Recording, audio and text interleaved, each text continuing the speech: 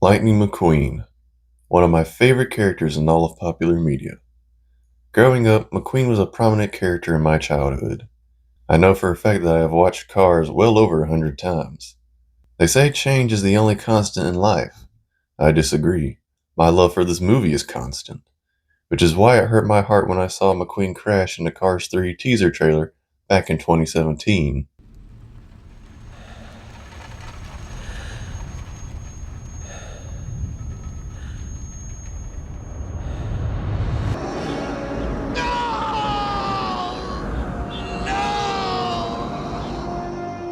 McQueen was no longer the fastest car on the track. Jackson's Storm was.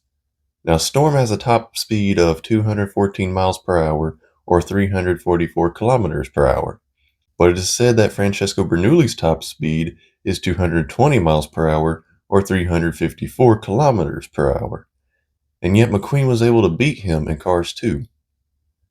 So why wasn't McQueen able to beat Storm in Cars 3? Well, a lot of people say it's because he's gotten old and worn out. Others say it's because he had restriction plates on, but I disagree with both of these answers. Now, it is said that McQueen has a top speed of 200 miles per hour or 321 kilometers per hour in Cars 3. However, Cars 2 was released in 2011, so we have to assume that the events of the movie take place in the same year. As for Cars 3, apparently it's the 2016 racing season at the beginning of the movie.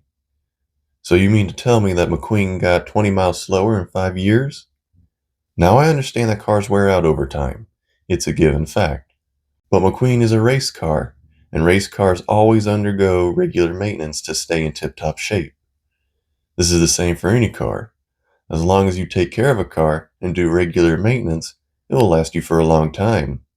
I mean, I've seen Ford Model Ts that are still running today. Besides, when McQueen crashed, he would have had a bunch of his parts replaced with new ones, meaning that he would have been able to go as fast as he did in Cars 2 and beat Storm. But he didn't.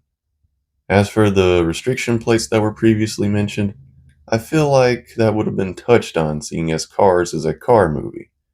So what's the deal here? Well, when it comes to Francesco's top speed of 220, that answer comes from guidebooks.